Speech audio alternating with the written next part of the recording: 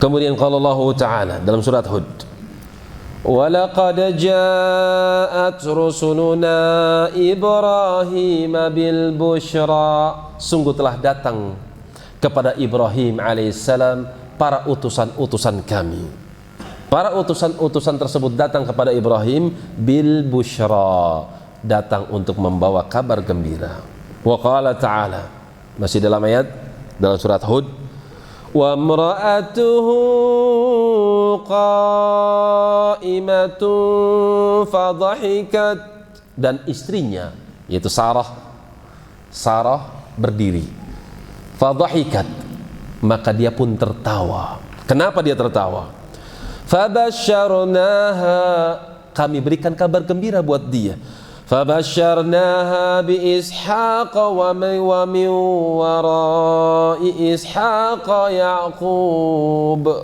Fabasyarnaha, kami berikan kabar gembira buat dia, buat Sarah, bi Ishaq, dia akan punya anak bernama Ishaq. Wa min wara'i Ishaq Yaqub, di belakang Ishaq ada Yaqub. Ayat ini menerangkan kepada kita bahwasanya yang disembelih itu bukan Ishaq tapi Ismail. Apa dalilnya? Ayat ini. Nggak mungkin kalau soalnya orang-orang Yahudi mereka memaksakan yang disembelih oleh Ibrahim itu bukan Ismail. Kenapa? Hasadan min indi anfusihim, disebabkan karena mereka dengki dengan Nabi Muhammad SAW yang merupakan keturunan siapa? Ismail alaihissalam. Mereka memaksakan bahwasanya yang disembelih itu adalah Ishak, dan memang sebagian para ulama tafsir ada yang mengikuti pendapat itu karena mereka membawakan riwayat-riwayat tapi riwayatnya lemah. Maka ayat ini yang menjadikan final mana yang disembelih, apakah Ishak, apakah Ismail. Maka jawabannya dalam ayat ini, fabasyarnaha bi Ishaq, kami berikan kabar gembira untuk Sarah bahwasanya Sarah akan punya anak namanya Ishak. Wa min wara'i Ishaq, di balik Ishak ada Yaqub. Ishak bakal punya anak namanya Yaqub. Kabar gembira ini datang sebelum Sarah itu hamil.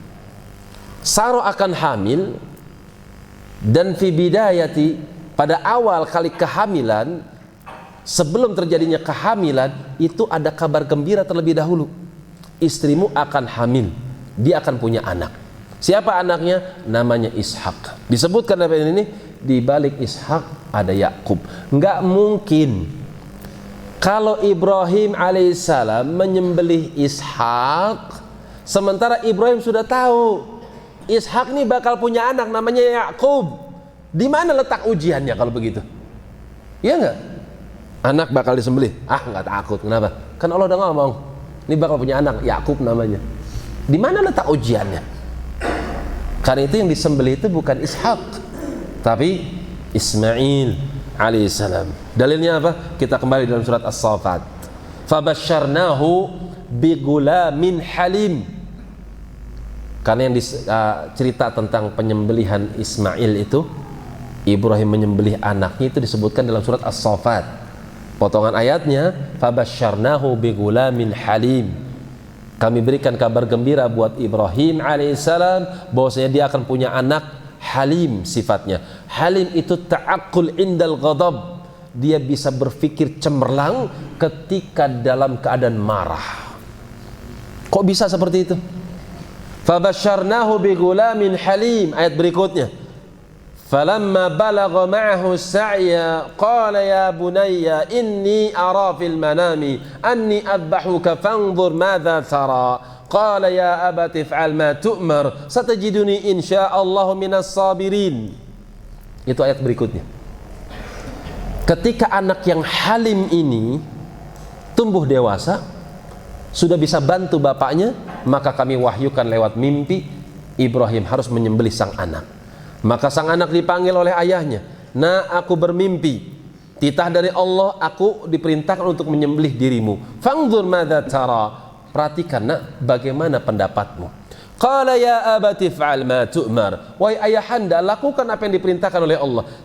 Satajiduni insyaallah engkau akan dapati diriku insyaallah minas sabirin, termasuk hamba yang salih atau termasuk hamba yang sabir, hamba yang sabar. Inilah ta'akul indal ghadab. Nah, kamu bakal disembelih. Takut nggak? Hah? Takut nggak? Kau akan mati. Allah perintahkan saya menyembelih dirimu. Takut campur marah. Kenapa takut campur marah? Tabiat manusia.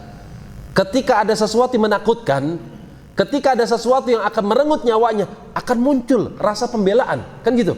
Ini sifat manusia. Amarah plus rasa takut. Tapi ketakutannya, tapi amarahnya dikalahkan oleh akalnya. Nah itu halim. At-ta'akkul 'indal ghadab.